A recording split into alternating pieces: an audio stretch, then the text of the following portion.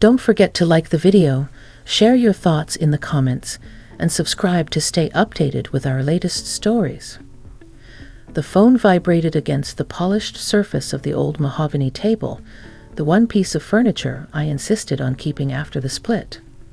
I glanced at the caller ID, my breath catching slightly in my throat. David.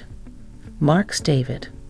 Mark's best friend since kindergarten, the best man at our wedding, the quiet shadow who always seemed to be hovering at the edge of our louder, more turbulent life together. Why on earth would David be calling me? We hadn't spoken directly, not really, since the divorce papers were finalized 6 months ago. There'd been a curt nod at the grocery store once, an awkward shuffle of feet, but no calls. Mark and I weren't exactly friends, but the split had been, well, civilized, mostly.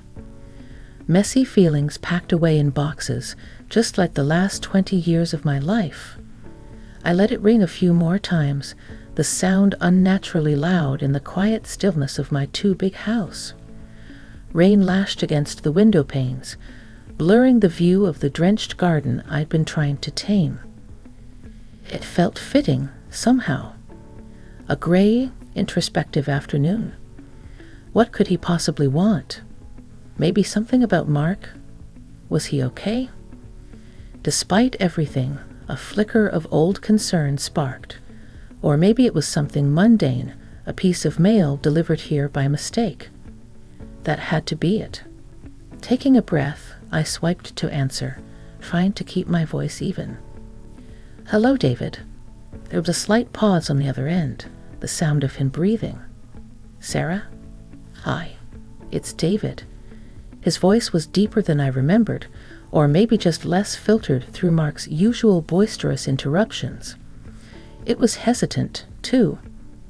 Is this an okay time? Sure, David. It's fine, I replied, twisting a loose thread on the armchair I was perched on. Everything all right? Is Mark okay? It felt like the necessary question, the bridge between our shared past and this awkward present. Yeah, Mark's fine. As far as I know, he said quickly. Actually, I wasn't calling about Mark. I was calling to see how you're doing. That threw me. Completely. David, the quiet one, the observer, calling to check on me? Mark hadn't even done that, not really. Our conversations were strictly logistical nightmares about dividing assets and memories. Oh, I managed, unsure how to respond. I'm doing okay, David. Thank you for asking. Getting settled in here. The lie felt thin, brittle. Okay was a vast understatement for the emotional roller coaster of rebuilding a life at 52. That's good, he said, but his tone suggested he didn't quite buy it, or maybe he just understood. He'd seen Mark and me up close for years, seen the cracks long before the earthquake hit. Listen, Sarah, this might sound a bit out of the blue, and feel free to say no, absolutely no pressure. But I was wondering if you might be free to grab a coffee sometime, just to talk. Properly. My mind raced. Coffee. With David? What would we even talk about? The weather? The good old days that suddenly didn't feel so good. The awkwardness of him being Mark's best friend? It felt complicated, fraught even. Yet a part of me, the part that felt adrift in this quiet house filled with the ghosts of a past life, was intrigued, curious, and maybe, just maybe, a little bit lonely. He'd always been the listener in the group, the one with the thoughtful eyes who seemed to notice things others missed. While Mark held court, David observed. What had he observed about me? About us? Coffee. I echoed, stalling. The rain drummed a steady rhythm on the roof. I don't know, David, given you know. I know, he interrupted gently. Believe me, I know it might seem weird. And if you're not comfortable, I completely understand. honestly. But, well, I guess I just thought it might be nice to connect. You were a big part of my life too, Sarah, for a long time. It feels strange just cutting off completely. He was right. He'd been there for barbecues, holidays, birthdays, kids' graduations, before they flew the nest. He wasn't just Mark's friend. He'd been a fixture in our shared life. His quiet presence had been a constant, and maybe that quietness held something I hadn't appreciated before. Maybe Mark's loudness had drowned it out. Where did you have in mind? I asked, surprised at my own question. There's that little place, the Daily Grind, down on Maple Street. It's usually pretty quiet in the afternoons, he suggested. We could just talk. No agenda. Maple Street. Neutral territory. Quiet. It sounded safe. Manageable. What was the harm, really? A cup of coffee. A conversation.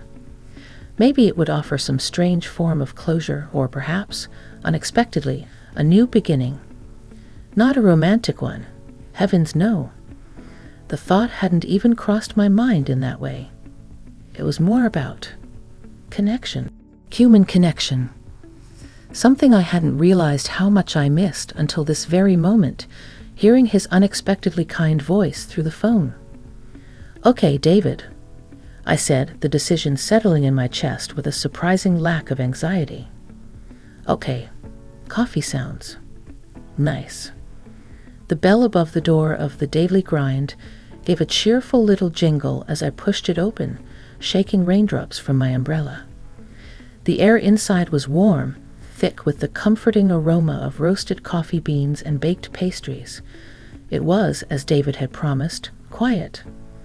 A couple of students were hunched over laptops in a corner, and an elderly woman was reading a newspaper by the window, but otherwise, the place was calm.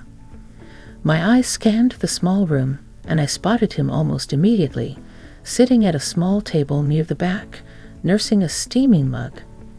He looked different. Less like Mark's sidekick, more like his own person. He wore a simple gray sweater, his dark hair slightly damp from the rain, a few more silver strands at the temples than I remembered. He looked up as I approached, a hesitant smile touching his lips. It wasn't the wide, slightly forced grin Mark always wore. It was smaller, gentler, reaching his eyes, which seemed thoughtful, maybe a little nervous. Sarah. Hi, he said, standing up. It felt oddly formal, yet polite. Thanks for coming. I wasn't sure if you would. Well, you piqued my curiosity, I admitted, managing a small smile back as I slid into the chair opposite him. And I could use a good cup of coffee on a day like this. He signaled the barista, and soon I had a latte in front of me, its warmth seeping into my chilled hands. For a few moments, we just sat there, the silence punctuated only by the hiss of the espresso machine and the soft murmur of conversation from the counter. It wasn't entirely comfortable, but it wasn't unbearably awkward either. It felt tentative. So, David began, tracing the rim of his mug with a finger. How are you really doing, Sarah? He looked directly at me, his gaze steady. There was no judgment there, just quiet inquiry. And somehow, faced with that simple, direct question, the usual platitudes felt inadequate, almost disrespectful. It's been an adjustment, I confessed, looking down at my own cup. The quiet takes some getting used to, after 20 years of noise.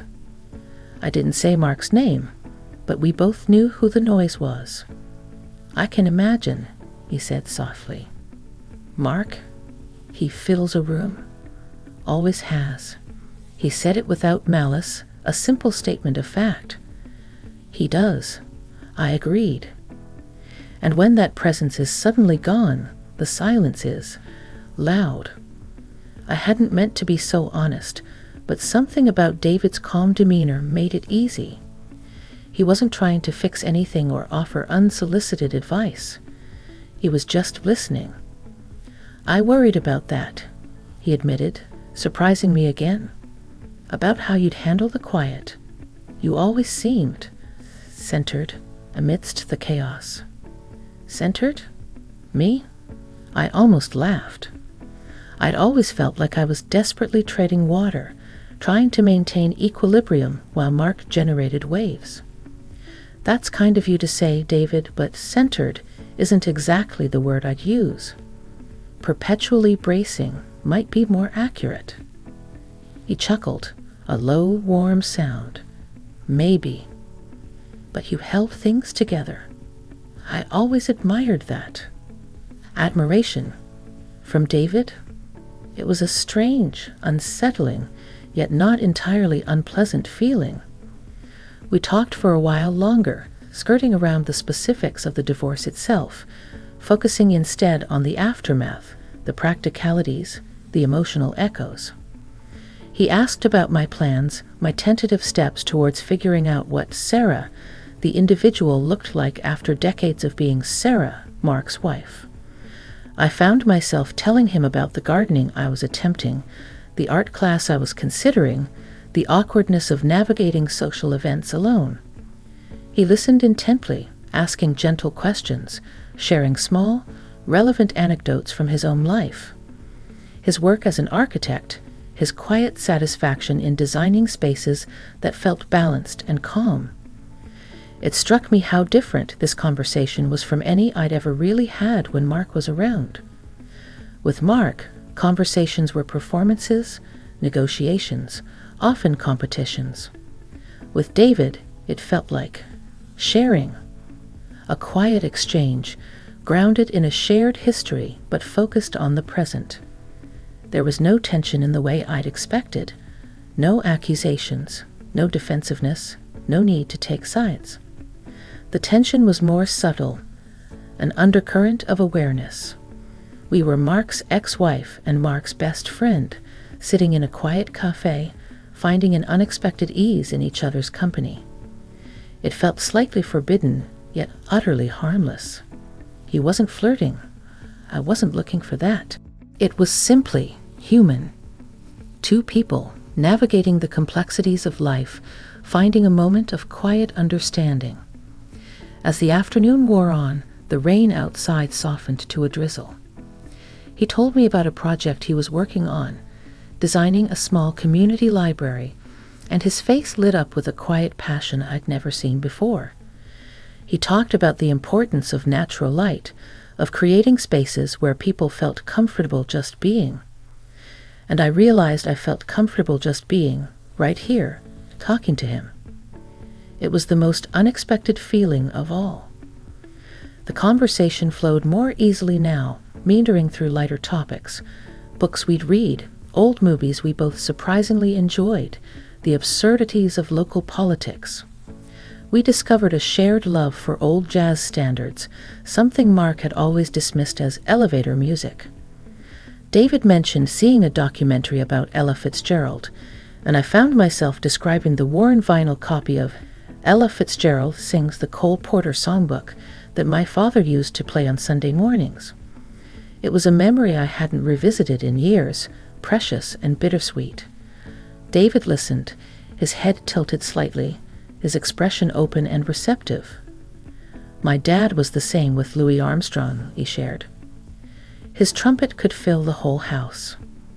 Drove my mom crazy, but I loved it." We smiled at the shared nostalgia, a small bridge built across the years, independent of Mark. It was in these shared moments, these small revelations, that the real connection began to deepen. It wasn't about rehashing the past with Mark, but discovering a surprising amount of common ground with David himself, layers I'd never noticed when he stood in Mark's shadow.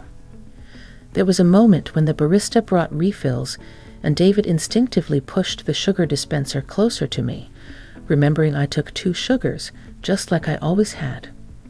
It was such a small gesture, insignificant really, but it landed with surprising weight. Mark, even after 20 years, rarely remembered things like that unless prompted. David, the quiet observer, had noticed, had remembered. It spoke volumes about his attentiveness, his quiet way of caring that I'd completely overlooked. "You remembered," I murmured, more to myself than to him. He gave a slight shrug, a faint blush creeping up his neck. Some things stick. We lingered, letting the conversation ebb and flow naturally. He asked about my kids, genuinely interested in their lives beyond the updates Mark might have provided.